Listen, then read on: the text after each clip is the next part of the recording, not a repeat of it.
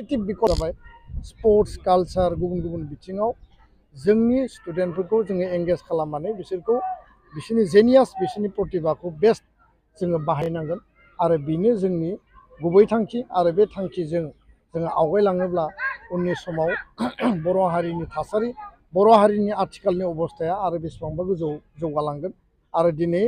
जोंनि गामि ओनसोलाव आनसलिक ओनसोलाव आन्डार 13 फुटबल टुर्नामेन्टनि जि मोनसे एवारनेस जि मोनसे जावरिखांनाय स्पर्ट्सनि बिथिङाव जि मोनसे रिभलिउसन फैदों बे एबसुनि इनिसियेटिभजों फैदों न' डाउट सरकार बिथिंनिबो गोबां हाबाफारि लादों खेल महारन लादों दुरान काप पातिदों बा बेयाव गुबुन गुबुन बिथिं पातिदों दा बेखायनो जों सानो जे नैबे जे हाबाफारिखौ बयबो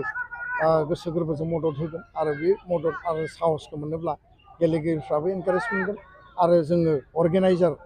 जायफोर जोङो बेखौ लानानै हाबा मावबाय थादों जोंनियावबो थुलुंगानाया फैगोन ना फुटबल गेलेनायखौल' बांसिन नुनो मोनो बेथ' साभाबिक नुखागोन कारन बर'फ्रा जोनोमनिफ्रायनो फुटबल गेलेदों नारें जुम्ब्रानिफ्राय लानानै बा नोङो बायदिसिना माने बल बानायना खाथुमनानै जोनायनिफ्राय लानानै जि ट्रेडिसनेल माने आबै आबौ आरो आजै आजौनिफ्राय फैदों दिनै एसे फुल प्रुफ साइन्टिफिक आरो माने स्पर्ट्सनि जिखिनि नियम निति गाइडलाइन्स बे माने बेस्ट अफ द बेस्ट माने सिस्टेमाव दिनै गेलेफैबाय प्लेग्राउन्डफ्रा दिनै मोजां जाबाय मिनि स्टेडियाम दिनै बानायनो थांगासिनो दङ सरकारनिफ्राय काउन्सिलाबो माने बानायनायनि थाखाय बिथांमोना एजेन्डा लाबाय स्टेट गभर्नमेन्टआबो डिस्ट्रिक्ट वाइसआव माने स्टेडियाम बानायदों आरो एकर्ड मथेबो माखासे जोंहा स्पर्ट्स एकाडेमि जानो गोनां दङ दा फुटबला जिहेतु जोनोमनिफ्रायनो बर'फ्रा गेलेबोदों जोंनियाव सिगाङाव आर्सारिनि स्कप गैयामोन न' डाउट जों बोरला गावो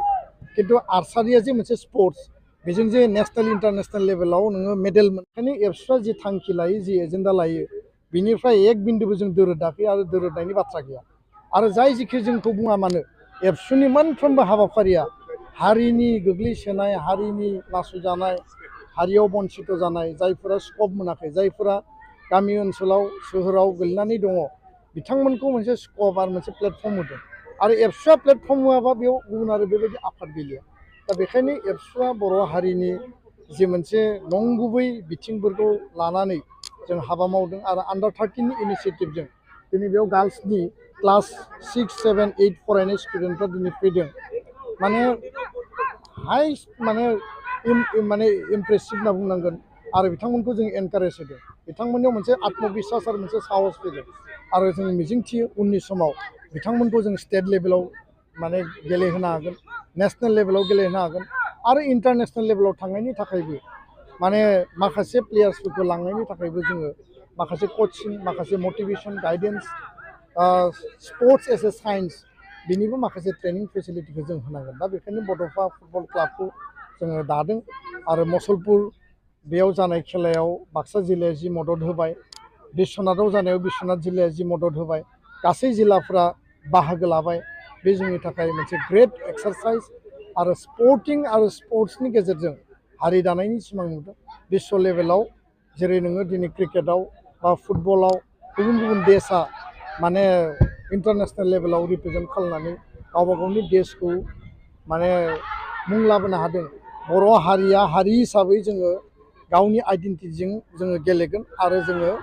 मालाबा स्टेटनि जानानै गेलेगोन मालाबा नेसननि जानानै गेलेगोन दा बेखायनो हारियाव जिफोर नेगेटिभ माने बिथिंफोर दङ जौ जुवानि बाथ्रा ड्राग्सनि बाथ्रा उन्दै बैसोआव हाबा जानाय मानसि लांखारनाय बेफोरखौ गासिखौबो गैया खालामनायनि बिथिंनि अल